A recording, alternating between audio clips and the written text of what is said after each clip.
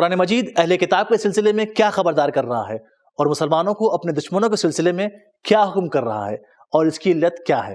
آئیے ان سوالات کے جوابات جانتے ہیں اس ایپیسوڈ میں۔ بسم اللہ الرحمن الرحیم۔ ناظرین محترم، السلام علیکم ورحمۃ اللہ وبرکاتہ۔ ایک بار پھر اپنے تمام ناظرین کا سبیل قرآن کی اس تفسیری بزم میں خوش آمدید کہتے ہیں۔ قرآن تمام نیکی اور خیر کا سر چشمہ ہے، تو آئیے اسے سیراب ہوتے ہیں۔ آج آپ کے سامنے لے کر حاضر ہوئے ہیں سورہ آل عمران کی آیت نمبر 119 اور 120۔ آئیے اپنے آج کے اس ایپیسوڈ کو شروع کرتے ہیں 119 کی تلاوت اور اس کے ترجمے سے۔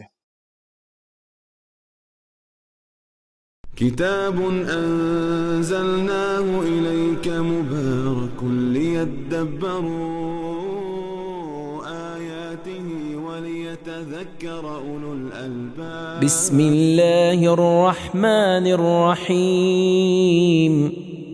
أأنتم أولئك تحبونهم ولا يحبونكم وتؤمنون بالكتاب كله وإذا لقوكم قالوا آمنا وإذا خلوا عضوا عليكم الأنامل من الغيظ قل موتوا بغيظكم ان اللہ علیم بذات الصدور۔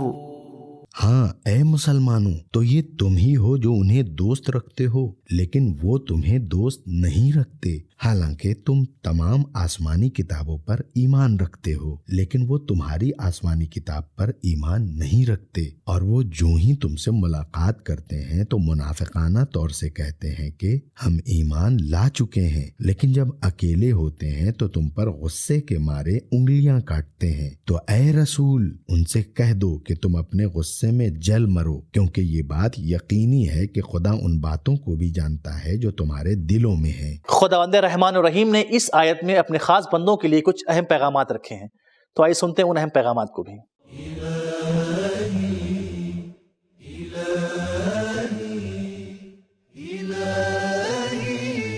نمبر 1، دشمن کی نفسیات اور اندرونی کیفیت کو جاننا اور اپنے مقاصد و سچے جذبات کو پہچاننا بہت گہری اور مشکل بات ہے، اسی لیے آیت کے شروع میں ہا کا کلمہ آیا ہے جو آگاہ اور خبردار کر رہا ہے۔ نمبر 2، دوستانہ تعلقات دو طرفہ ہونے چاہیے، ورنہ ذلت و خواری، بے بسی اور احساس حقارت کے سوا کچھ حاصل نہیں ہوگا۔ نمبر 3، مسلمان گزشتہ تمام آسمانی کتابوں پر ایمان رکھتا ہے، خواہ دوسرے افراد قرآن مجید پر ایمان نہ رکھتے ہوں۔ نمبر 4، ہر طرح کے اظہار ایمان پر اعتماد نہ کرو۔ نمبر 5، یہ بات دل سے نکال دو کہ کینہ پرور دشمن کے ساتھ تمہاری محبت اسے تمہارے ساتھ گہری محبت کے لیے آمادہ کر دے گی۔ نمبر 6، ظاہر باطن کا آئینے دار ہوتا ہے۔ پہلے والی آیت میں ہے کہ قد بدت البغضاء من افواہہم، اور اس آیت میں ہے کہ عضوا علیکم الانامل من الغیظ۔ نمبر 7، دشمن تمہارے بارے میں غضب و غصہ نہیں رکھتا بلکہ غیظ رکھتا ہے، اور یہ لفظ اس وقت استعمال ہوتا ہے جہاں انسان کا دل غیظ و غضب سے پوری طرح بھرا ہوا ہو۔ نمبر 8، خدائی غیبی مدد یہ ہے کہ مسلمانوں کو دشمن کی اندرونی کیفیت بتائی گئی ہے تاکہ وہ غافل نہ ہوں اور خبردار رہیں۔ نمبر 9، اپنے کینے پرور دشمن کی تحقیر کرو۔ نمبر 10، موذی منافقین سے مقابلہ کافروں سے زیادہ سخت ہے۔ نمبر 11، کبھی نفرت کا اعلان کرنا اور لعنت کرنا ضروری ہوتا ہے، کیونکہ کینہ پرور کافر اور ہیلہ گر منافق کو نیست و نابود ہو جانا چاہیے۔ نمبر 12، کفار کو اپنی طرف متوجہ کرنے کی خاطر ان سے محبت نہ کریں، کیونکہ کبھی محبت کی اصل وجہ لالچ، خوف یا خود فروشی ہوتی ہے۔ نمبر 13، اللہ تعالیٰ دل کے رازوں سے واقف ہے۔ اگر ہم اللہ پر یقین کر لیں کہ اللہ تعالیٰ ہر چیز سے آگاہ ہے تو دھوکہ دہی اور فریب سے کام نہ لیں گے۔ سازشیں کرنے والے منافقین کو بھی جاننا چاہیے کہ اللہ ان کے اعمال و افعال سے آگاہ ہے اور بر وقت جواب دے گا۔ تو ناظرین، آپ نے اب تک سورہ آل عمران کی آیت نمبر 119 کی تلاوت، ترجمہ اور اس کے پیغامات کو جانا، تو آئیے اب سنتے ہیں اس ایپیسوڈ کی آخری آیت یعنی سورہ آل عمران کی آیت نمبر 120 کی تلاوت اور اس کے ترجمے کو۔ إن تمسسكم حسنة تسؤهم وإن تصبكم سيئة يفرحوا بها وَإِن تَصْبِرُوا وَتَتَّقُوا لَا يَضُرُّكُمْ كَيْدُهُمْ شَيْئًا إِنَّ اللَّهَ بِمَا يَعْمَلُونَ مُحِيطٌ۔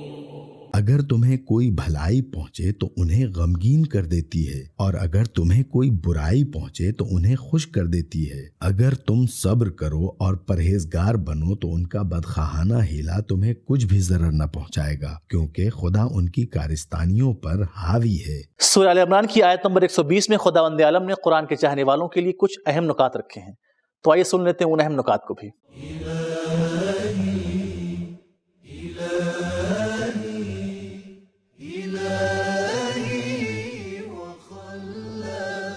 یہ آیت دوست اور دشمن کی پہچان بیان کر رہی ہے، اور اس بات کی نشاندہی کر رہی ہے کہ دوست و دشمن کی بہترین پہچان کا راستہ کامیابی اور ناکامی کے موقعوں پر ان کی باطنی کیفیات اور رد عمل کی طرف توجہ رکھنا ہے۔ خارجہ سیاست میں دوست اور دشمن کی پہچان اس بات میں ہے کہ دیکھا جائے وہ کس چیز کی مذمت کرتے ہیں، کس کی تائید و تصدیق کرتے ہیں، کس موقع پر مبارکباد پیش کرتے ہیں، کس قسم کی تردید یا تصدیق کرتے ہیں، کس قسم کی امداد کرتے ہیں۔ غرض ان سب چیزوں کو پیش نظر رکھنا ضروری ہے۔ گزشتہ آیات میں تاکید کی گئی ہے کہ مسلمان اپنے دشمنوں میں سے کسی سے مدد طلب نہ کریں اور نہ کسی کو اپنا دوست بنائیں۔ یہ آیت بیان کرتی ہے کہ ایسا کرنا بہت خطرناک ہو سکتا ہے اور وہ آپ کے خلاف سازشیں کر سکتے ہیں، لہٰذا تم اہل تقوی اور صبر کرنے والوں میں سے ہو جاؤ تاکہ ان کی کارروائیوں سے زیادہ نقصان نہ اٹھاؤ۔ اس آیت کے اہم نکات کو جان لینے کے بعد آئیے اب سنتے ہیں اس آیت کے اہم پیغامات کو بھی۔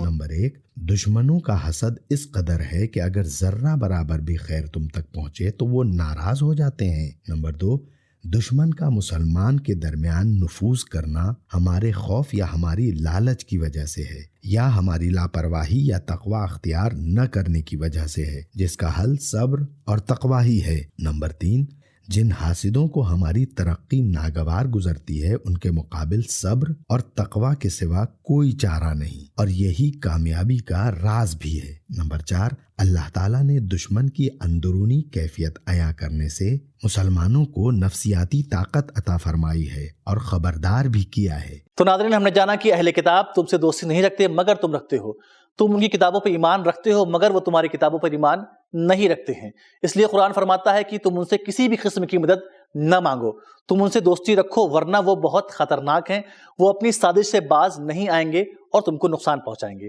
تو ہمارا آج کا ایپیسوڈ یہ ختم ہوا، ملتے ہیں اگلے ایپیسوڈ میں، تب تک کے لیے خدا حافظ۔ سبیل قرآن، قرآنی سماج کی پہچان۔